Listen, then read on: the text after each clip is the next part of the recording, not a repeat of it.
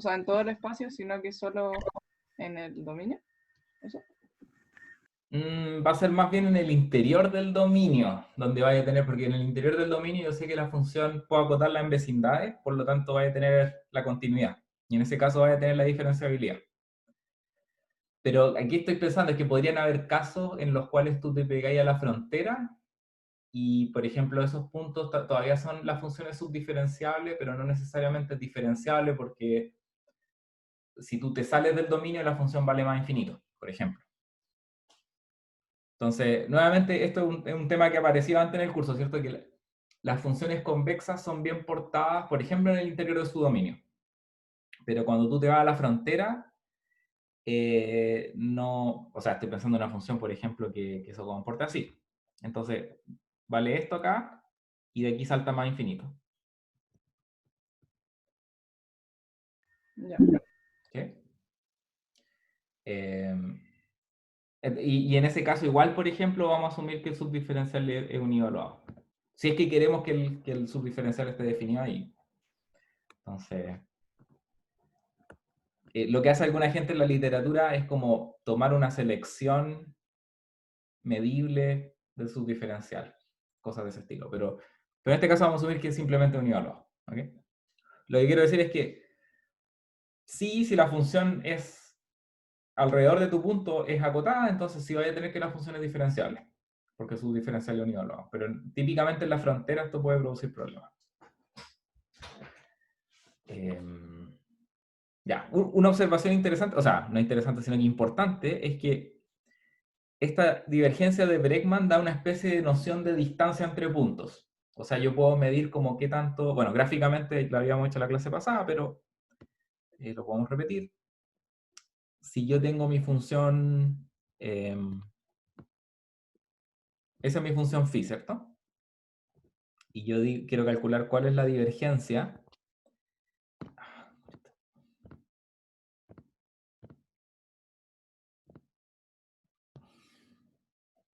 Ahora sí.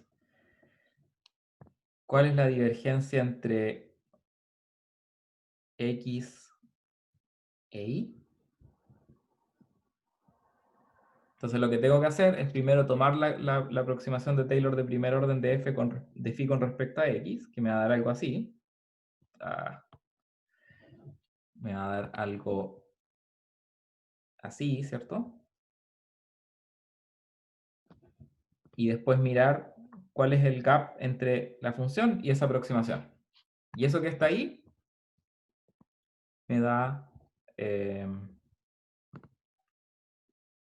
perdón. Eso que está aquí me da la divergencia de phi de y con respecto a x, ¿verdad? ¿Me da un segundito?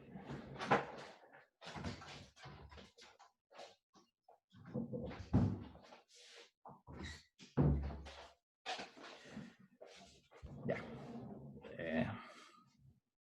Eso, esa es la descripción gráfica de la definición.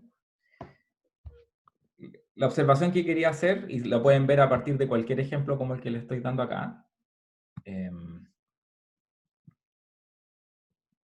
Observación. La divergencia de y con respecto a x no, típicamente es distinta de la divergencia de x con respecto a y. ¿Ya? O sea, si ustedes hacen este mismo ejercicio al revés y miran como cuál es la expansión de Taylor de phi en torno a y, voy a hacerlo encima porque está el dibujo de la clase pasada, así que creo que no va a afectar tanto, pero se van a fijar que se va a ver un poco feo cuando empiezo a hacer esto. Entonces, si yo hago la aproximación de Taylor de phi con respecto a y, voy a obtener algo así, ¿cierto? Y entonces la divergencia que está aquí de phi de x con respecto a y, bueno, aquí se ven parecidas, pero la verdad es que no tienen por qué serlo, ¿verdad? Esto depende meramente del comportamiento de la función phi. Y típicamente no van a ser iguales, ¿ya? ¿Hay alguna pregunta?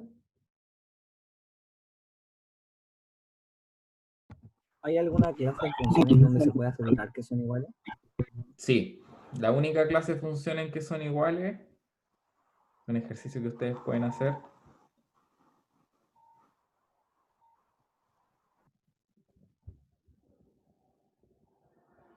va a implicar que la divergencia de phi es necesariamente igual a la norma al cuadrado, medios. ¿Sí? Igual, a ver, no sé si aquí puedo... Creo que esta función... No, está normalizada porque es 1 fuertemente convexa. Entonces incluso la constante queda fijada, ese es un medio. Así que esta es la única función que satisface eso. Y eso es un poco el punto de que, en el fondo, si uno quisiera que esta función phi fuera simétrica, es mucho pedir. Inmediatamente como que caigo en el caso euclidiano. ¿Ya? Esto es un ejercicio.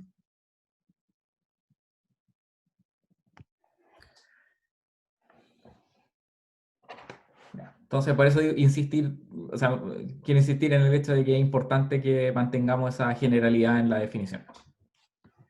Ya. Veamos algunas propiedades básicas.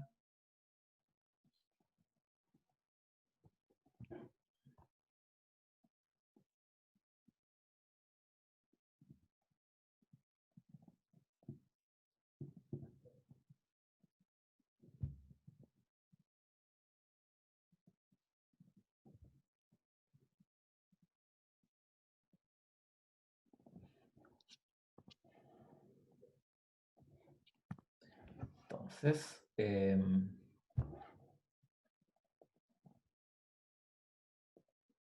lo otro que le iba a decir es que cuando esté claro de contexto, voy a omitir la dependencia de phi arriba, ¿ok? Voy a decir simplemente d de i, x. Si es que siempre estoy trabajando con una misma divergencia, vamos a hacer ¿cómo decir? Abuso de notación, ¿ya?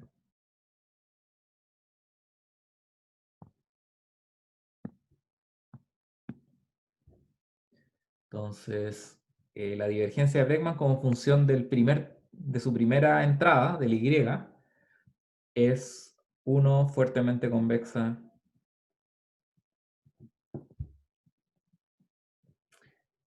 con respecto a la norma para todo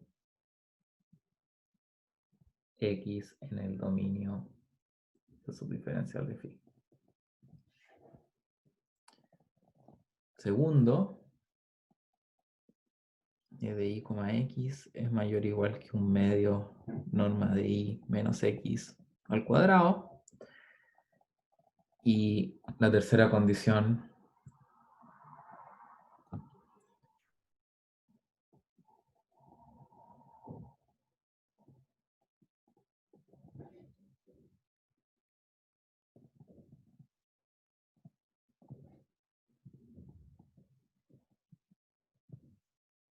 perdón, el gradiente sub i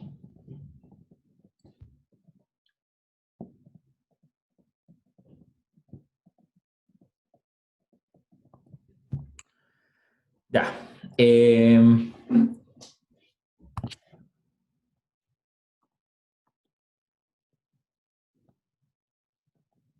Entonces, estas tres propiedades son consecuencia de un mismo hecho, que es en realidad la propiedad 3.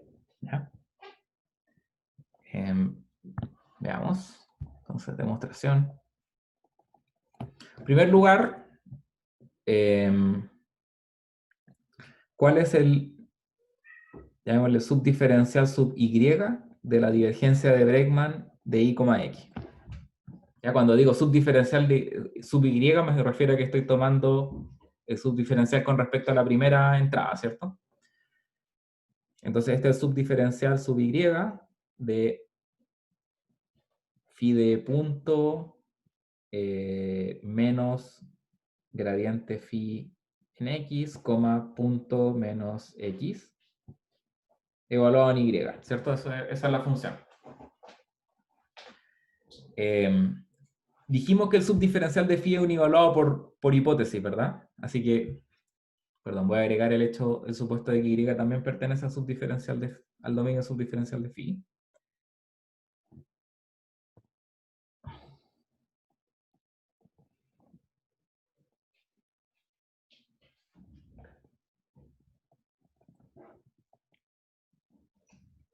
Entonces, en ese caso, bueno,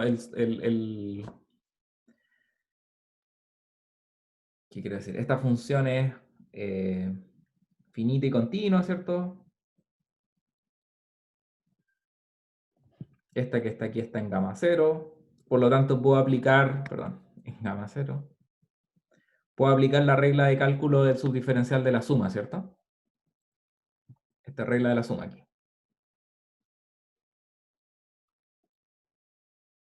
La regla de la suma me va a decir que este es el subdiferencial de phi en i menos esta función que está aquí, fíjense, no es menos phi, o sea, ¿qué quiere decir? Esta es una función lineal, así que el subdiferencial es el vector director de la función lineal, ¿cierto?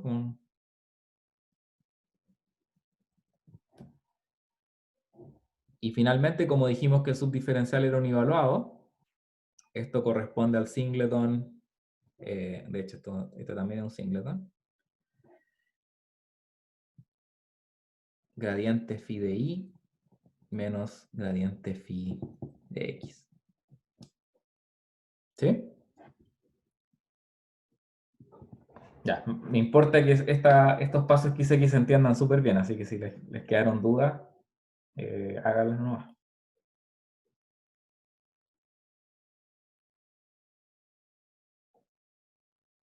Pero la idea en el fondo es que esta divergencia de Bregman es una perturbación lineal de la función phi, ¿cierto? Porque el único, o sea, si ustedes van a la definición, es básicamente phi más una función lineal.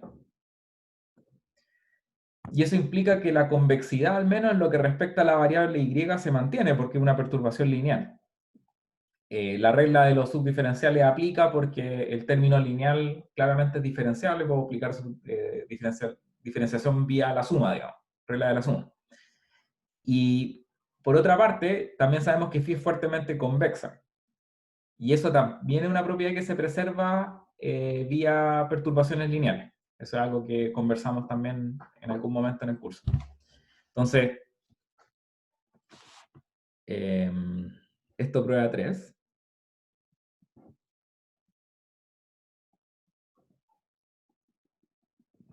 ¿Ya? Para probar 1, uno puede ocupar el hecho de que una caracterización de la fuerte monotonía, o sea, de la fuerte convexidad, es la fuerte monotonía del subgradiente o del subdiferencial. Entonces, veamos que el subdiferencial de phi es 1 fuertemente monótono.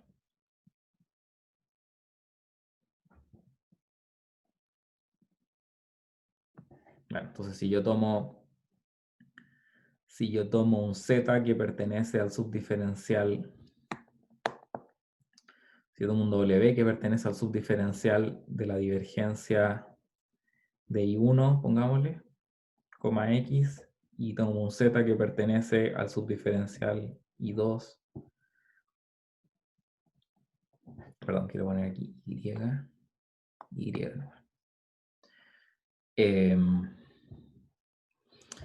que quiero probar es que w menos z, I1 menos I2 es mayor o igual que la norma de I1 menos I2 al cuadrado, ¿cierto? Eso es lo que queremos demostrar, ¿ya? Y eso probaría que el subdiferencial es uno fuertemente monótono, por lo tanto implicaría que la divergencia es fuertemente convexa. La pregunta es por qué eso es cierto. Y es cierto porque a partir de lo que acabamos de probar arriba tenemos una fórmula explícita para quién es W y quién es Z. Entonces W es igual a gradiente phi de I1 menos gradiente phi de X, y Z es igual a gradiente phi de I2 menos gradiente phi de X. Por lo tanto, cuando yo evalúo Y aquí se fijan que, por ejemplo, la perturbación lineal no afecta en nada. Afecta como una constante, pero esa constante se va a cancelar cuando haga esta evaluación que voy a poner aquí abajo. W menos Z y 1 menos I2. Esto es igual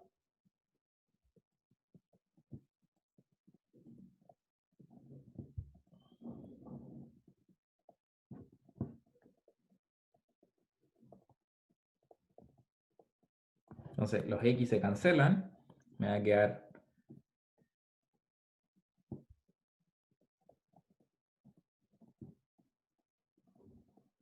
y esto me va a dar mayor o igual que la norma de I1 menos I2 al cuadrado, ya que asumimos en un principio que phi era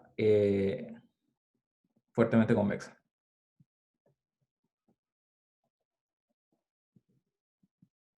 Y si phi es uno fuertemente convexa, entonces su subdiferencial es un operador fuertemente monótono.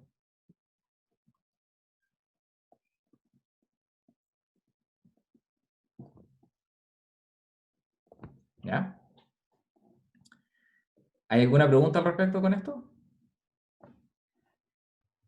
¿Buscábamos que fuera monótono o convexo? O sea, lo que queríamos probar era que phi, que el sub, o sea, que lo que estábamos buscando era probar de que, aquí está, la divergencia de Bregman con respecto a su primera entrada es uno fuertemente convexa, pero lo que estoy diciendo es que recordemos que una forma de probar que una función es fuertemente convexa es probar que su subdiferencial es uno fuertemente monótono.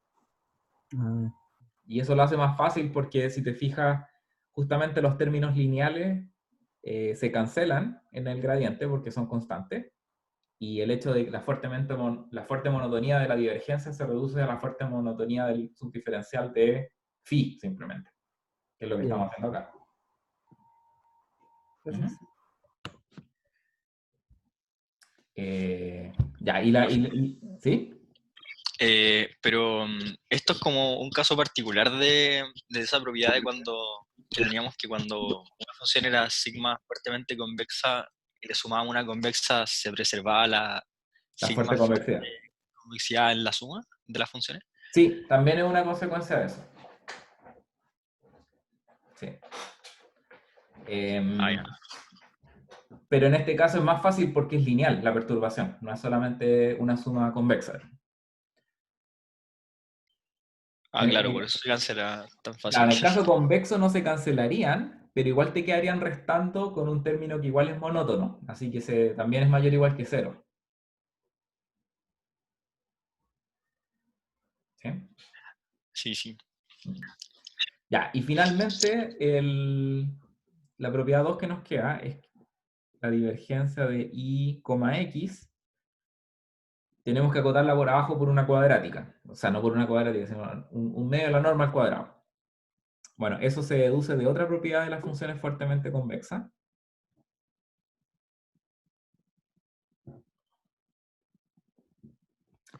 Que la vimos. ¿Se acuerdan ustedes? Nosotros probamos que si phi es fuerte convexa,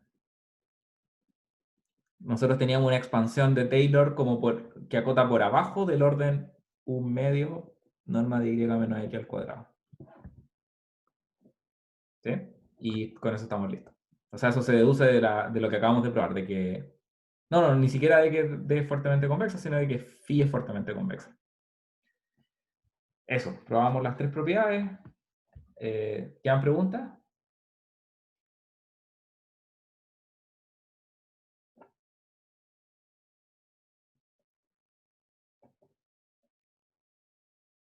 Ya, bueno, entonces,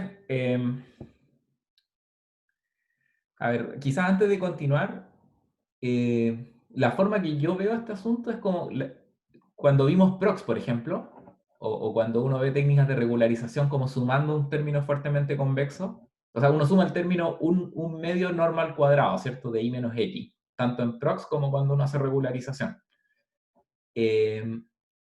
Y no sé si yo lo dije en su momento, pero creo que lo dije, de que en el fondo, para efectos de la optimización, no me importa demasiado que lo que esté sumando sea una norma al cuadrado, sino el hecho de que es una función fuertemente convexa, y eso me entrega un montón de propiedades extras, ¿cierto?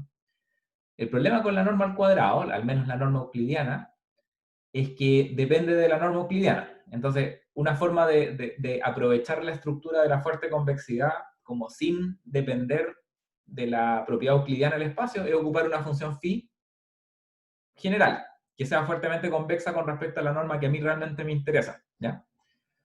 Entonces, todo esto que estamos haciendo acá es como explotando esas propiedades que solamente se deducen de la fuerte convexidad, no necesariamente de la estructura precisa de un medio norma de i menos x e al cuadrado, ¿ya? Y si se fijan, por ejemplo, aquí dedujimos una cota que es muy parecida, pero con respecto a una norma general, no con respecto a la norma euclidiana. Entonces, ese tipo de cosas van a empezar a aparecer en el análisis de manera recurrente. Es como un reemplazo de lo que antes hacíamos con la regularización cuadrática típica con una norma, con una función phi más general.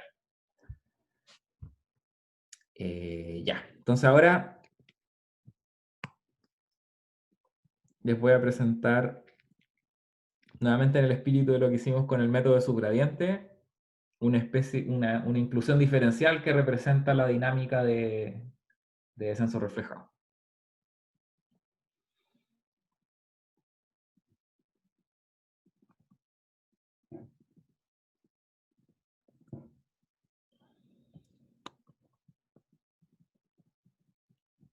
Entonces,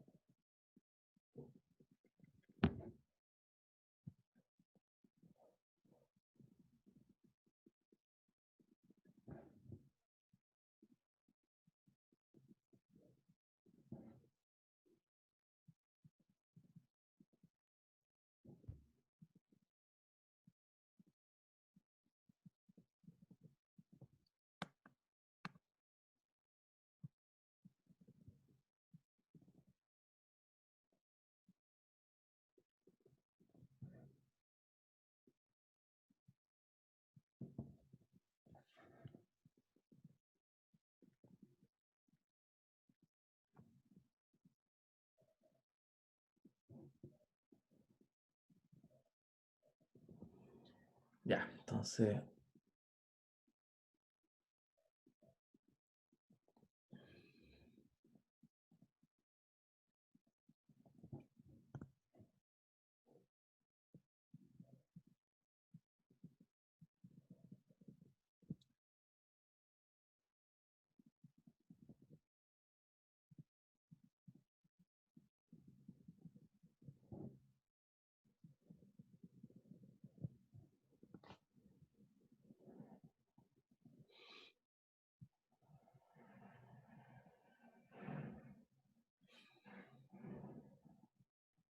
ya, entonces esa es la dinámica que vamos a correr, ¿ok? Y esto se ve un poco extraño.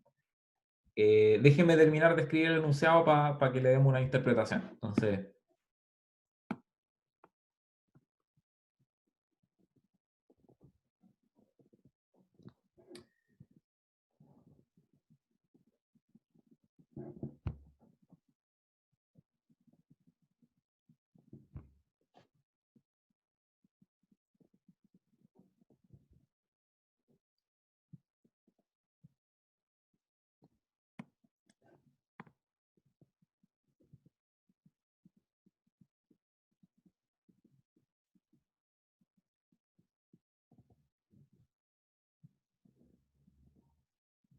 ya, donde...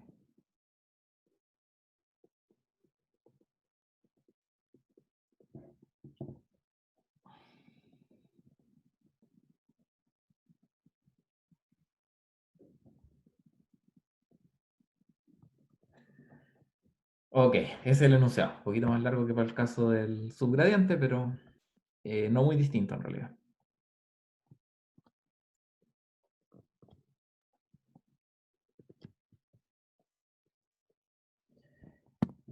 Ya. ¿Qué ¿qué estamos diciendo acá? Entonces, bueno, está esta dinámica de descenso reflejado, que lo que estamos haciendo es lo siguiente, fíjense. Si x de t es igual al gradiente de phi estrella de z de t, entonces z de t es a su vez el gradiente de phi en x de t. Entonces, z de t representa esta variable dual que yo les decía, cuando yo me paso del e al e estrella, o a e con la norma dual. Entonces aquí tengo una variable xt que evoluciona de una cierta manera, pero esa siempre se mapea a través de este gradiente de phi en una variable dual, podríamos llamarle, que es z de t. Y esa variable z de t, fíjense que sigue un flujo de gradiente. Entonces, esto es por 2. Pongámosle 1 y acá 3. Profe, esa implicancia que escribió es porque el gradiente era como la inversa, ¿no? O algo así. Sí, eso. Como phi está en gamma 0, la inversa del gradiente, el gradiente de la conjugada. Ya. Y por otra parte tenemos que menos z punto de t pertenece, o z punto de t podríamos decir pertenece al menos al subdiferencial de f de xt, ¿verdad? Por lo tanto, en este espacio dual lo que estamos haciendo es guiándonos exactamente por el gradiente, el menos gradiente de la función f, o menos un subgradiente, ¿verdad? Para hacer descenso, ¿ok? Pero en esta variable dual. Y la única forma de reproducir la variable primal que va evolucionando es ocupar nuevamente el gradiente de phi estrella, ¿ya? Uno puede, o sea, estas variables z y x que están acopladas, uno puede convertirlo en una dinámica que solamente depende de x, al menos bajo el supuesto de que phi sea de clase C2. Entonces, observación.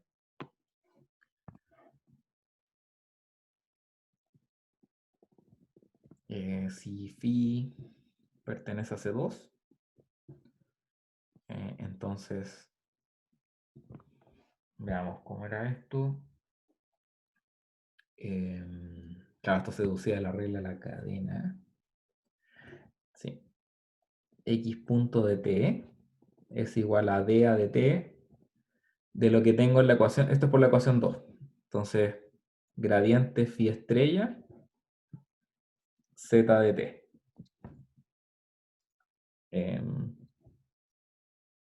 Y esto por la regla de la cadena me va a dar la derivada del gradiente, que es el hessiano, de phi estrella evaluado en z de t, por z punto de t.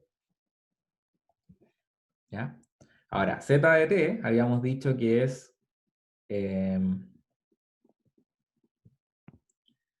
el gradiente phi estrella. ¿Qué estoy diciendo? Claro, no, perdón, z de t es el gradiente de phi en x de t.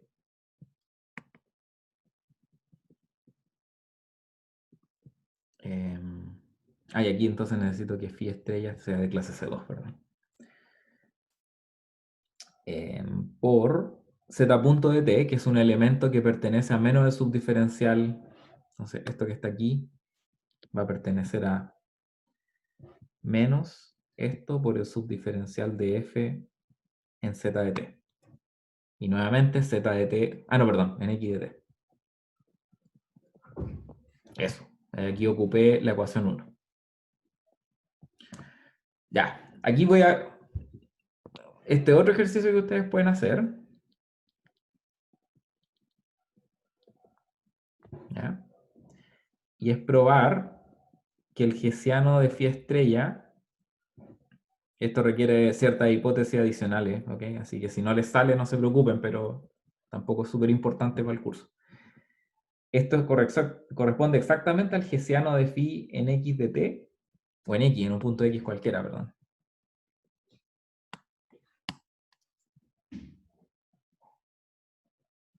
Y uno toma esa matriz y la invierte. Por lo tanto, al final del día lo que me resulta es que x punto de t satisface la siguiente inclusión diferencial, que es menos hessiano, perdón, Este 2 tiene que ir acá. Hessiano de phi de x a la menos 1 por el subdiferencial de f en xt.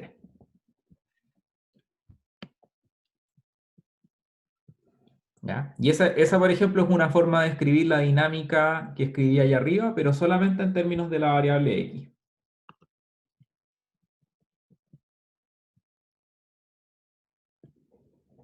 ¿Ya? Ahora, resolver esa cuestión no lo hace más fácil, digamos, por el hecho de tener eso, pero es una forma quizá un poco más concisa de escribir la inclusión diferencial, que pierde esta interpretación de variables duales, porque estoy escribiendo todo en términos de x, que es la variable primaria.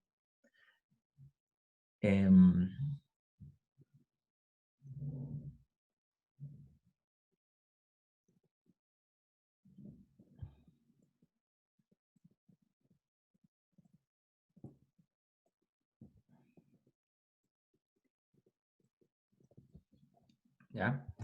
¿Y por qué menciono esto? Es porque es toda una especie de interpretación a esta dinámica. Imagínense que phi es igual a f. Entonces, y acuérdense que phi yo lo entiendo como una especie de regularizador, ¿cierto? Una manera como de representar el espacio, no sé. Y supongo que ocupamos f, o sea, f en particular estamos suponiendo que f es fuertemente convexa. Lo que yo obtengo es esta especie de inclusión diferencial.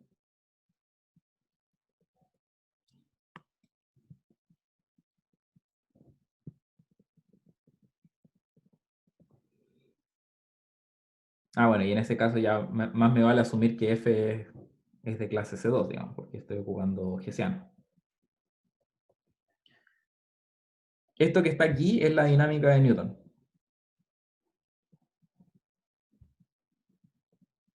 Imagina que ustedes tomaron el curso de métodos de optimización, ¿no? O en algún curso vieron el método de Newton. Si ustedes se acuerdan, el método de Newton lo que hace es seguir un paso de gradiente y después corregir con la inversa del hessiano, ¿verdad? Bueno, esta ecuación diferencial hace algo que es análogo a eso, pero en tiempo continuo, ¿ya? Entonces, lo que quiero tratar de expresar con esto es que el método de descenso reflejado uno puede adaptarlo a distintas circunstancias y entrega cosas que son cosas que ya aparecen en otros algoritmos, digamos, una especie de meta-algoritmo. Otro ejemplo es si uno toma phi de x igual un medio norma de x euclidiano al cuadrado, la norma euclidiana. En ese caso, bueno, el hessiano de phi es la identidad, ¿cierto? Y por lo tanto, la dinámica que me aparece es x punto pertenece a menos, menos la identidad, ¿cierto? Inversa por el subdiferencial de f en x de t. Y esto no es nada más ni nada menos que el mismo método de subgradiente. En el fondo ya no hay ninguna corrección geométrica por efecto de este regularizador, porque el regularizador es la identidad. Perdón, esto es el hessiano acá. Y esto es la dinámica de subgradiente. ¿Ya? Parte de lo que vamos a hacer una vez que ya hayamos analizado el algoritmo y todo, es empezar a instanciarlo en ejemplos concretos para ver qué nos da. Y eso va a implicar escoger ciertas funciones phi de manera astuta, digamos. ¿Ya? Y aquí, por ejemplo, pero aquí les entrego dos ejemplos de algoritmos que ustedes ya deberían haber visto. Uno de ellos lo vimos en el curso, el otro no, pero que deberían resultar en ciertas formas familiares. ¿Profe? ¿Ya? Ah, eso. Ya sé qué es lo que decía la... ¿Hay algún comentario?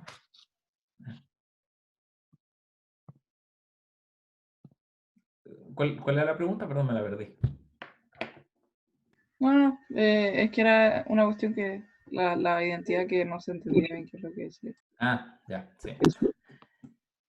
Ya, eso. Entonces, más adelante vamos a explorar otros ejemplos de funciones phi y qué entregan, digamos, pero por ahora piensen que phi es una especie de forma de codificar ya sea la geometría del espacio o la geometría de la función f. ¿Ya? Idealmente, para un problema concreto uno va a tratar de buscar la mejor phi posible, ¿no?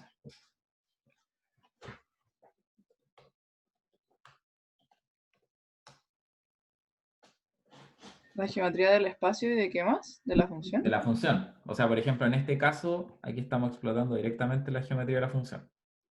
Estamos ocupando phi igual f. Ya, entonces probemos el teorema.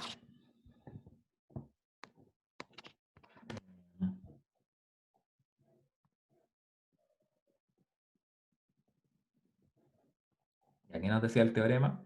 El teorema dice algo muy parecido a lo que decía la dinámica de descenso de subgradiente, ¿verdad? Que era que la media ergódica temporal de los x satisface una cota de optimalidad del orden 1 partido por t, ¿cierto? Entonces, como se pueden imaginar, vamos a hacer algo muy parecido a esa demostración, que es construir un funcional de Lyapunov. Entonces,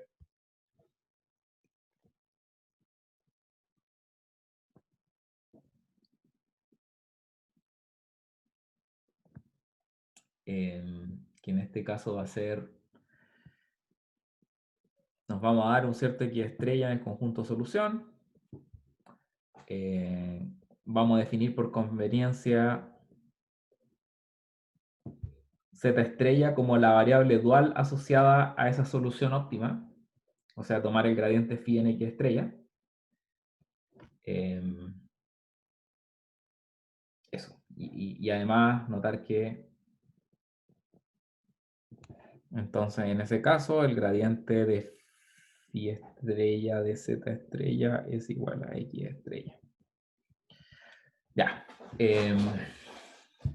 Entonces el funcional de Lyapunov que nos vamos a dar en ese caso es dado un punto, es un funcional de Lyapunov sobre el espacio dual, sobre las variables duales. B de Z va a ser igual a phi conjugada en Z menos phi conjugada en Z óptimo, o sea, en Z dual óptimo, menos gradiente phi.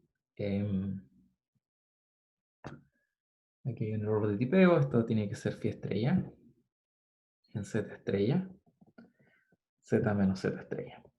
O sea, esto es exactamente igual a la divergencia asociada a la función phi estrella de Z, Z estrella.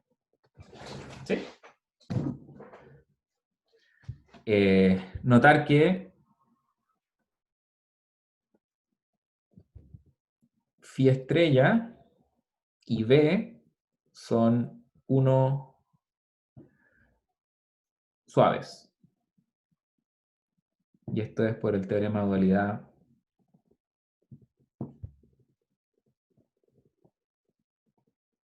entre suavidad y fuerte convexidad.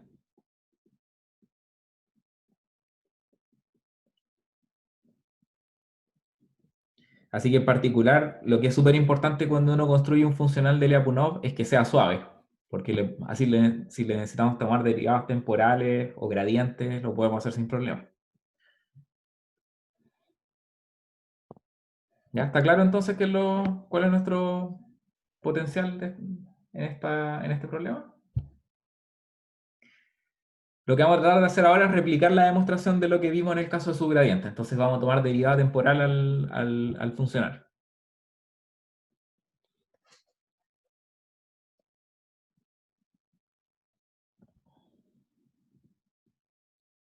Entonces vamos a decir dA de t de b de zt y ver cómo evoluciona eso en el tiempo. Bueno, esto va a ser por regla de la cadena el gradiente de b de zt, coma z punto de t, ¿verdad? La fórmula del gradiente la tenemos allá arriba, ¿verdad?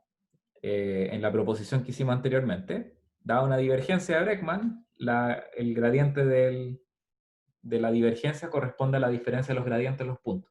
Entonces me va a quedar gradiente de phi estrella de zt menos gradiente de phi estrella de z estrella. Eso aquí estoy ocupando esta proposición que probamos acá, ¿verdad? La parte 3.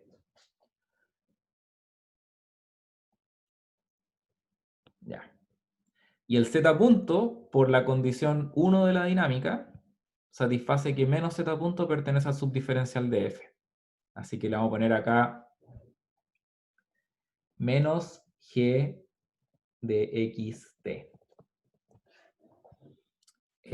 Abajo le voy a poner acá g de x pertenece al subdiferencial de f en x. Ya es una notación simplemente.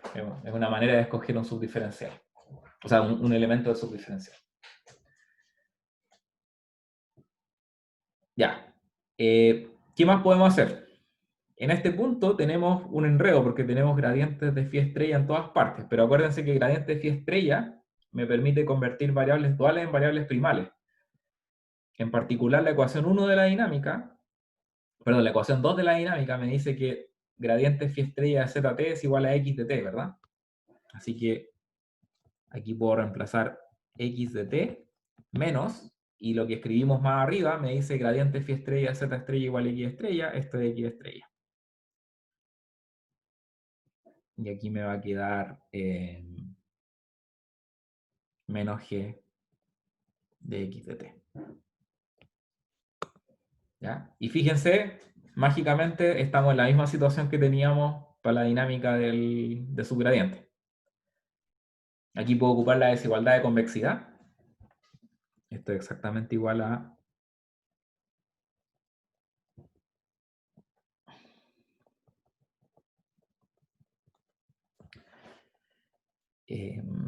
esto que tenemos aquí. Claro, es menor o igual que f de x estrella menos f de xt. ¿Cierto? Y eso en particular nosotros sabemos que es menor o igual que 0 porque x estrella es la solución óptima. Así que este potencial efectivamente decrece en el tiempo, o no crece al menos. Pero voy a ocupar esa desigualdad que tenemos ahí más fuerte para integrar. Entonces ahora integramos la desigualdad. Y eso me va a decir que b de zt menos b de z de 0 es menor o igual que la integral entre 0 y t de f de x estrella menos f de x de s de s. En este punto me conviene dar vuelta un poco las cosas porque acuérdense que quiero ocupar la desigualdad de Jensen. Entonces lo que voy a decir es f de x barra t menos f de x estrella es, por Jensen, esto es menor o igual que la integral 1 partido por t, ¿cierto? Integral de 0 a t de f de x de s menos f de x estrella de s. Ahora voy a ocupar la desigualdad de arriba, pongamos el asterisco.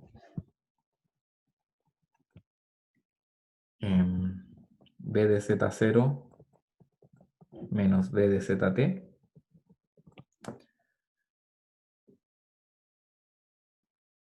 Y esto es por definición.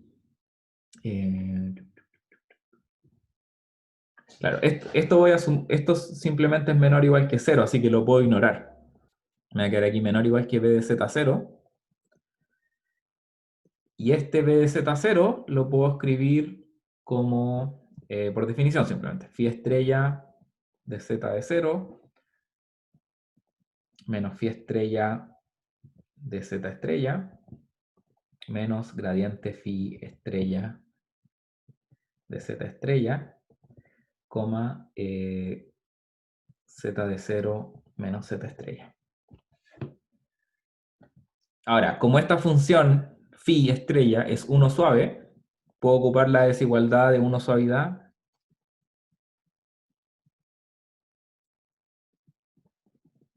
porque fíjense nuevamente lo que tengo aquí, una expansión de Taylor de primer orden, y las funciones suaves tienen una expansión de Taylor o sea, en el fondo tienen una cota de segundo orden de Taylor que involucra una función cuadrática, ¿cierto? Entonces me va a quedar, esto es menor o igual que un medio norma de z de 0 menos z estrella.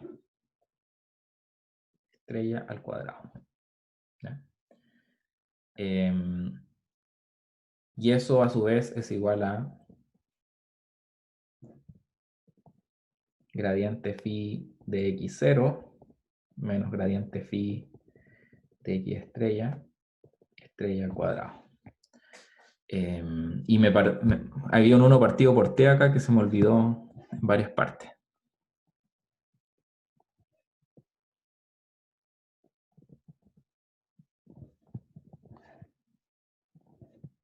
Ahora sí. Eso, con eso probamos el resultado. Entonces, si se fijan, es como una forma de replicar el análisis del método del subgradiente, pero valiéndonos de esta especie de mapeo de dualidad que me permite convertir variables x en variables z y viceversa. ¿Hay alguna pregunta con respecto al análisis? Profe, yo no sé si me lo perdí, pero ¿por qué el b de z de t era menor o igual que 0? Ah, ¿por qué una divergencia Bregman? La divergencia Bregman es siempre no negativa. Esto que está aquí es mayor o igual que 0. Esto nuevamente porque phi estrella es convexa.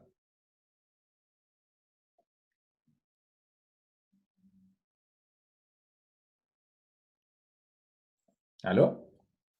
Sí, lo estoy intentando ver. Ya. Ah, ya entiendo. En cualquier punto es mayor o igual que 0. Ya. O sea, por eso uno le llama phi la función generadora de distancia, en este caso es phi estrella, pero al ser convexa, siempre cuando yo miro el gap de Taylor de phi con respecto a su aproximación de primer orden, siempre es mayor o igual que 0. Claro, sí, aparte tenía por abajo la cota como una cuadrática. Claro, pero en este caso fíjate que es phi estrella. Phi estrella no tiene esa cota porque phi estrella no es fuertemente convexa. Ah, sí. Estamos trabajando en el dual, y en el dual la función phi estrella es suave. De hecho, justamente el paso final que hacemos acá depende de la cota reversa de Taylor. Ya, sí, ya lo vi. Gracias, profe. Esta cuestión se vuelve enredada porque hay que tener súper claro como cuáles son las propiedades que se cumplen en el primal y cuáles son las propiedades que se cumplen en el dual. Entonces, como... ya, bueno, y dado que tenemos una dinámica, bueno, vamos a tratar de generar un algoritmo de manera similar a lo que hicimos en el caso del método subgradiente. Entonces, aquí vamos a presentar el método de descenso reflejado.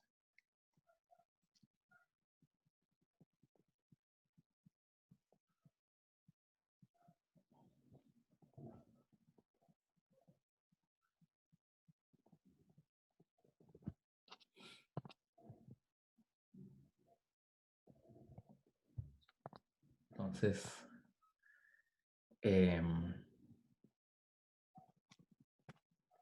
vamos a partir desde un cierto punto x0 que pertenece al dominio del subdiferencial de phi.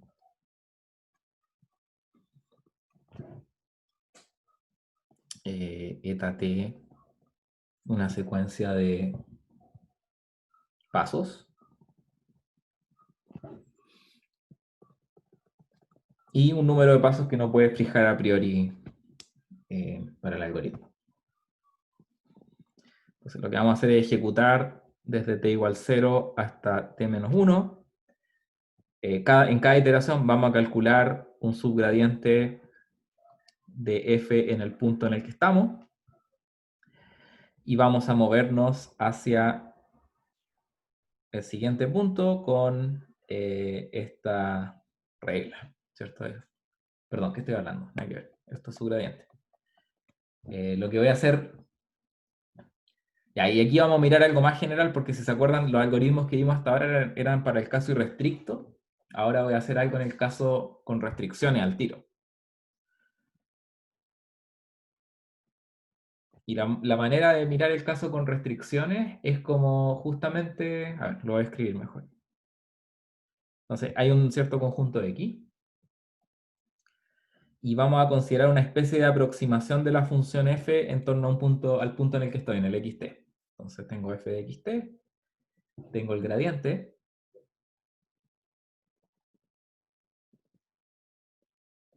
y aquí voy a poner 1 partido por eta t, la divergencia de y, xt. Y aquí termino el for. Y finalmente lo que retornamos, al igual que en el método de subgradiente, va a ser x barra t, que va a ser 1 partido por la sumatoria de eta t.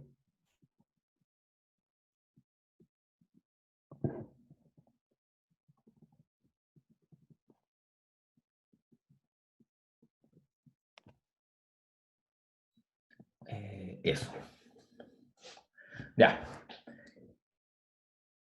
Ya, entonces, entonces, ¿por qué puse esto que está aquí y no puse lo que había dicho antes, que era como gradiente de phi xt más 1 menos igual a gradiente phi en xt menos eta t gradiente de f en xt, ¿cierto? Esa era la regla de descenso reflejado. Vamos a ver que en el fondo esa que tenemos ahí es más general. Y en el caso en el que x es irrestricto, me da exactamente esta regla que tenemos acá. ¿Ya? Pero un segundo. Entonces primero hagamos algunos comentarios.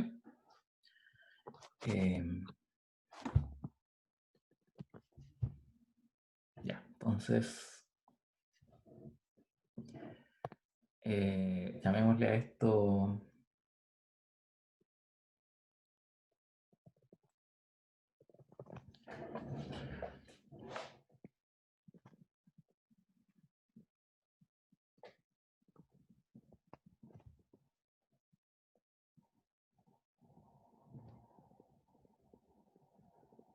el subproblema que resolvemos en cada iteración dice, fíjense, entonces las condiciones de optimalidad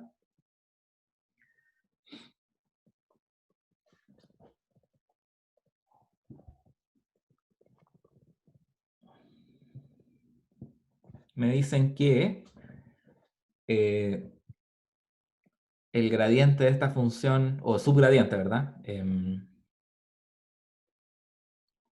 Pero esa función que está escrita ahí es una función que es diferenciable.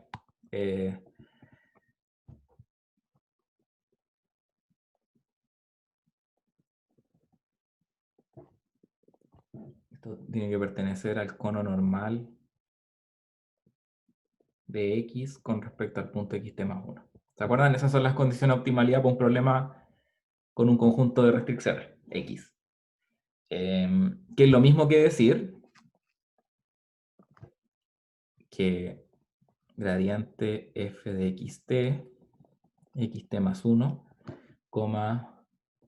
y menos xt más 1 es mayor o igual que 0 para todo y perteneciente a x.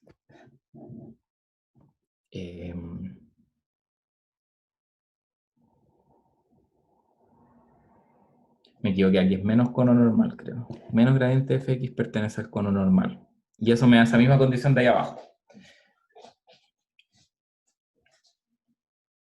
Ya, porque el cono normal es con menor o igual que 0. ¿Perdón? ¿Por qué se tenía lo primero? Esas son las condiciones de optimalidad de un problema cuando yo estoy minimizando una función, en este caso es la f sub xt, con un conjunto de restricciones x, ¿cierto? Que dice, si queréis, ignora de hecho la primera condición, fíjate en esta nomás. ¿Qué dice eso? Que si este es mi conjunto x, mejor lo voy a hacer así como, ese es mi conjunto x, digamos, este es el xt más 1, lo que me dice es que la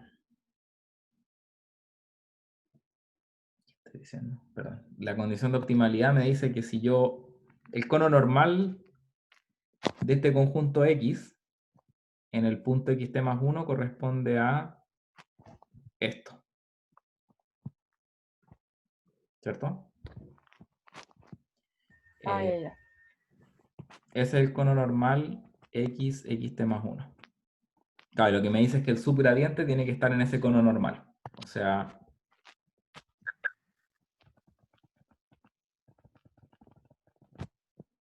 sí, así que estaba bien. Es como el gradiente de f en el cono normal. Y eso implica, en realidad implica que este producto interno es menor o igual que 0. Para todo y perteneciente a x. Ya, como me estoy enredando acá, prefiero ver la propiedad que ya probamos antes en el curso para los conos normales, para no dejarle algo equivocado aquí.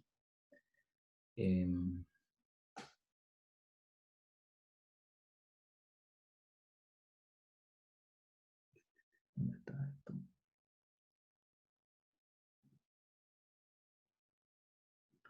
Cono normal.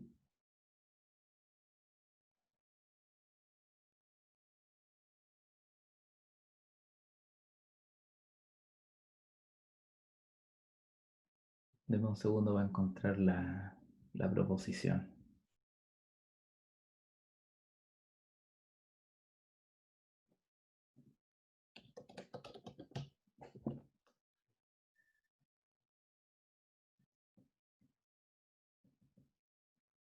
Chuta, no lo puedo encontrar.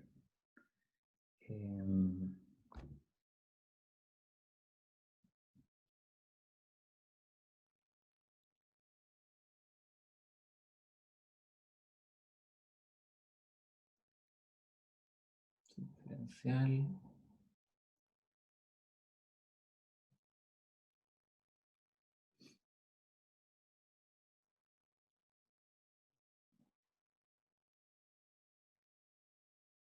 No, no lo puedo encontrar. Ya, pero o sea, el dibujo lo deja claro, digamos. Lo que necesito es que el gradiente de mi función tenga producto interno negativo con cualquier vector que yo me dé aquí adentro de del conjunto X, ¿verdad? Así que la condición de optimalidad es lo que está escrito exactamente ahí.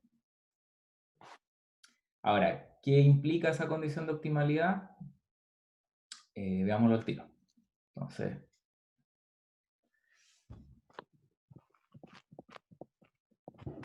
aquí me va a quedar... si yo tomo gradiente ahí arriba en términos de la variable y, si se fijan hay un término lineal y hay un término que depende de la divergencia. Así que, y el f de xt es una constante, lo podemos ignorar. Término lineal me va a dar g de xt más 1 partido por eta por el gradiente de la divergencia. El gradiente de la divergencia, ya dijimos, es el gradiente de phi en y, que en este caso es el xt más 1, menos gradiente phi en xt, coma, y menos xt más 1, es menor o igual que 0, ¿verdad?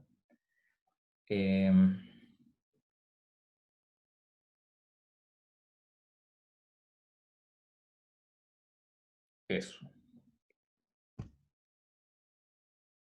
Ya.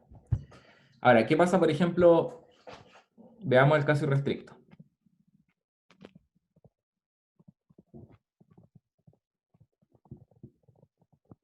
Donde X es igual al espacio completo. Bueno, si ahí, si ustedes se fijan, yo estoy pidiendo tener producto interno negativo con cualquier perturbación que tome desde xt más 1 en el espacio. Eso necesariamente implica que el vector que está aquí tiene que ser el vector 0, ¿cierto? Porque uno no puede ser, no puede tener producto interno menor o igual que 0 con todos los vectores en el espacio. En particular uno, o sea, a menos que ese vector sea 0. Así que en ese caso tengo que g de xt más 1 partido por eta t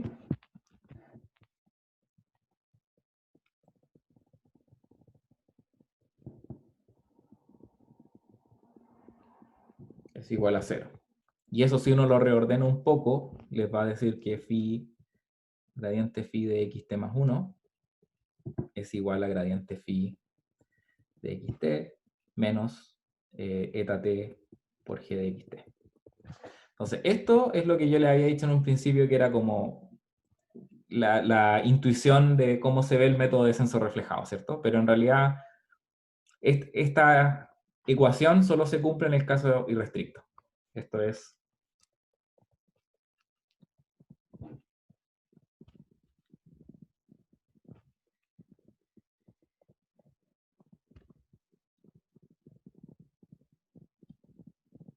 En general, uno tiene un cierto conjunto factible X que puede limitarme en términos de de cómo hacer evolucionar estas direcciones.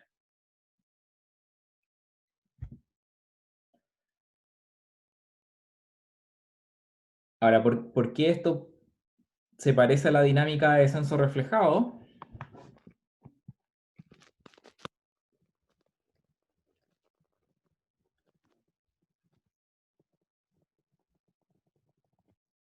es por lo siguiente, porque yo puedo pensar que, o sea, gradiente phi xt más 1 menos gradiente phi de xt partido por eta t. Acuérdense que eta t siempre representa como un delta t, un paso temporal, ¿cierto? Menos g de xt. Entonces, esto básicamente es una aproximación de la derivada temporal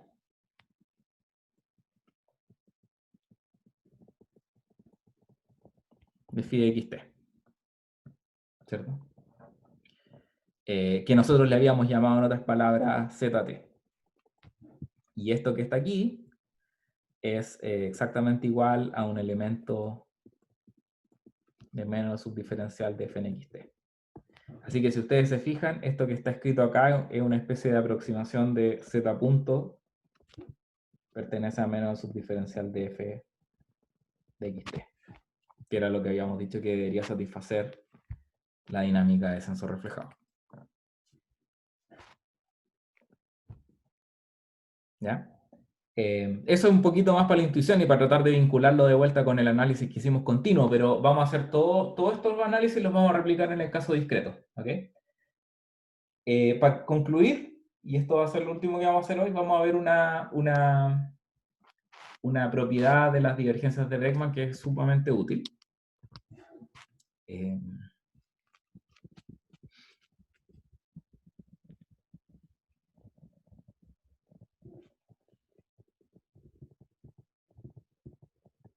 ¿Ya? Que dice lo siguiente.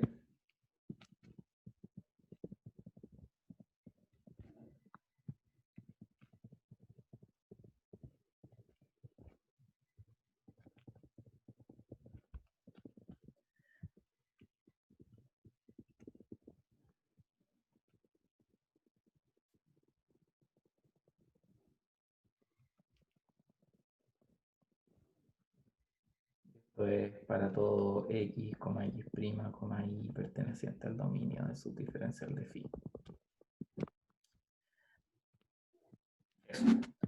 Vamos a ir en un momento a cuál es la intuición detrás de esta identidad, pero déjenme demostrarla porque la demostración es directa. En realidad lo único que uno tiene que hacer es operar estas cantidades y cancelar términos. Profe, no sé si solo soy yo, pero se ve mal. ¿Se está viendo mal? Ya. ¿No se lee? Como que muy intermitentemente trata de mejorar, pero no pasa nada. Ahora Ya. está un poquito mejor. Me voy a tomar un momento entonces. ¿Todavía se ve mal? Sí. Sí, ya.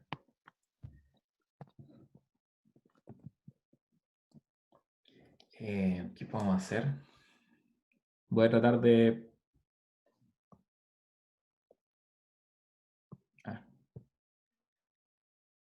Se ve muy borroso. Ya. A ver, voy a ver si pausando la... ¿Siguen viendo la pantalla? Sí. Sí, se sigue viendo. Qué raro.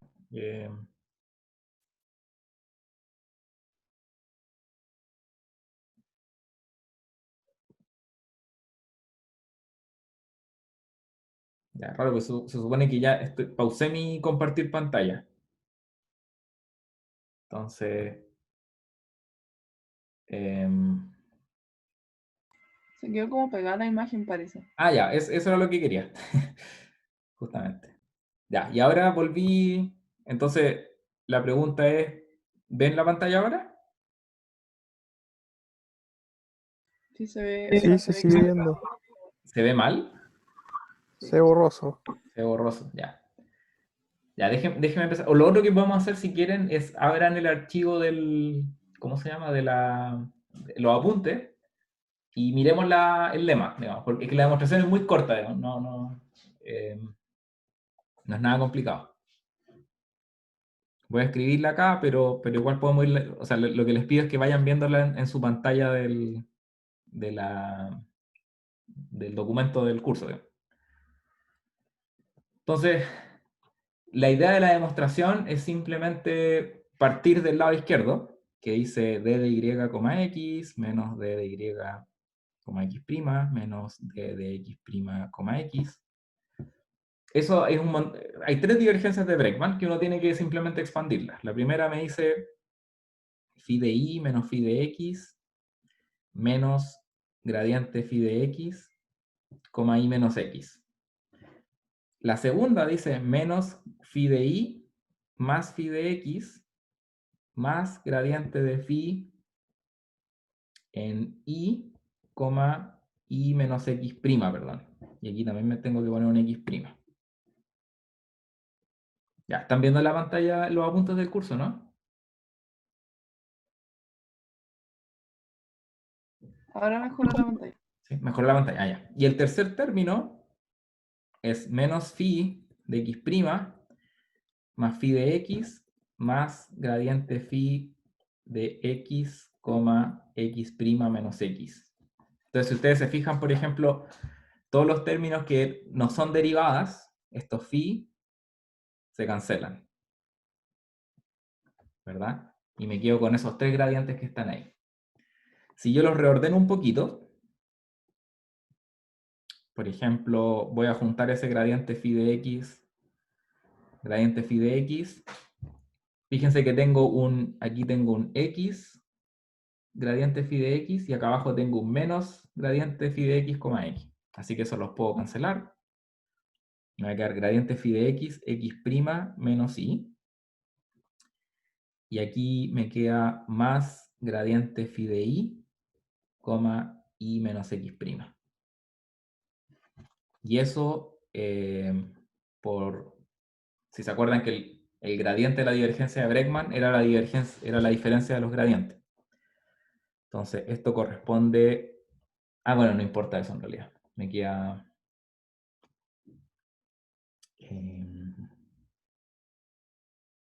no importa. Me queda... ¿Qué estoy diciendo? Ah, perdón, me equivoqué aquí.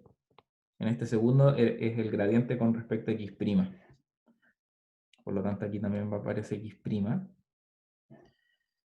Y ahí sí me da gradiente de phi, x', menos gradiente de phi en x, y menos x'. Entonces, si se fijan, es meramente operatoria, digamos, no hay mucha ciencia. La pregunta que uno se hace es como, ¿por qué se satisface? O sea, ¿cuál es la intuición detrás de esto, digamos? Y afortunadamente el año pasado un alumno llegó con una descripción gráfica que era bien, bien bonita, que les puedo compartir ahora. Ah, de hecho, se me está acabando el tiempo, pero si pueden ver la pantalla de los apuntes del curso, van a ver es un dibujo que es difícil de hacer, así que no creo que alcance a hacerlo en esta pantalla. Pero ustedes pueden ver ahí gráficamente cómo se ve la identidad de los tres puntos. Entonces, yo tengo aquí mi función phi, me doy 3 puntos, tengo x, x', y, miro los gradientes en cada uno de estos puntos, entonces aquí voy a tener el gradiente de phi en x como una función lineal, el gradiente de phi en x' aparece acá, y en y me aparece el gradiente de phi... Ese no me funcionó. Ahí está. Aparecen los tres gradientes, y cada uno de ellos define como una derivada o sea, un gradiente de la divergencia de Bregman o alguna divergencia de Bregman. Entonces, mi dibujo claramente no va a funcionar, pero les pido que le echen una mirada ahí en los apuntes para que vean como una descripción gráfica del lema de 3 puntos. Eso, se me acaba el tiempo, así que si quedan preguntas las puedo responder.